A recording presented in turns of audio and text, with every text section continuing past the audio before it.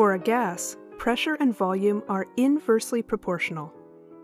If you keep everything else constant, then as the pressure on a gas goes up, its volume goes down. As the volume a gas occupies goes up, its pressure goes down. If you exert pressure on a gas, you can compress it. Make it take up less space. Imagine a hard container that measures how many times gas particles bang against the sides.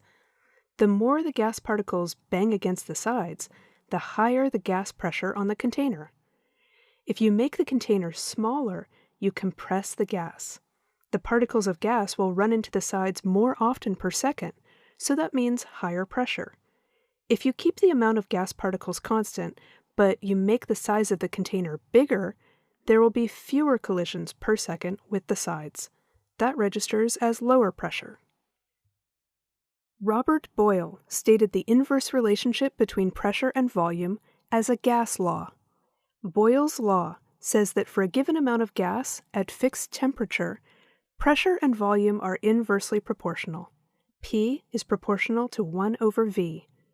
You can write this mathematically as P equals K over V, where P equals pressure, V equals volume, and K is a proportionality constant. We can rearrange this equation so it reads PV equals K, or the product of pressure and volume is a constant, K. Very often, Boyle's law is used to compare two situations, a before and an after.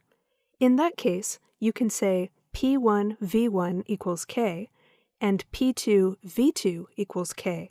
So you can write Boyle's law as P1 V1 equals P2 V2.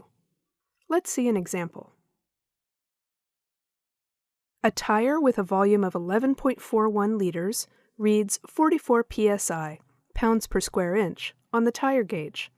What is the new tire pressure if you compress the tire and its new volume is 10.6 liters? Write out Boyle's law and substitute in what we know.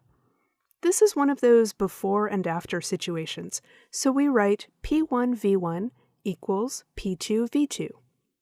44 psi times 11.41 liters equals P2 times 10.6 liters.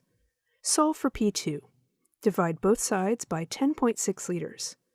44 psi times 11.41 liters divided by 10.6 liters equals P2. P2 equals 47.36 psi.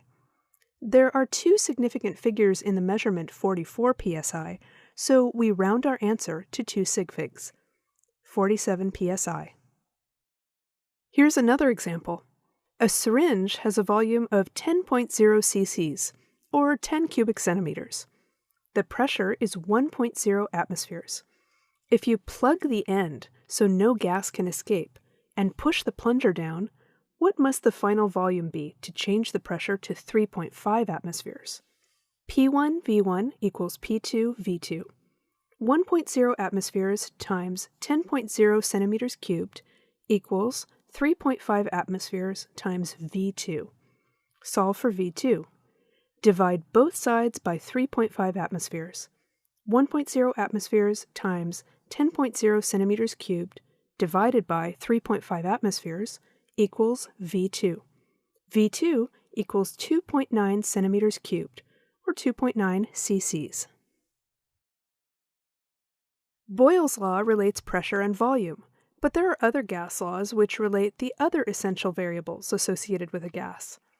Charles' law is the relationship between temperature and volume. Gay-Lussac's law is the relationship between pressure and temperature.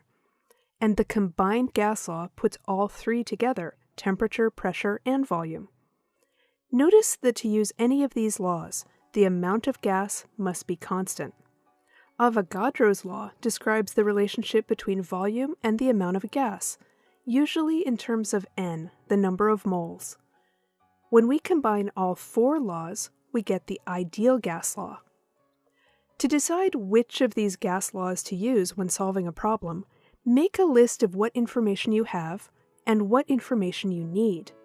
If a variable doesn't come up or is held constant in the problem, you don't need it in your equation.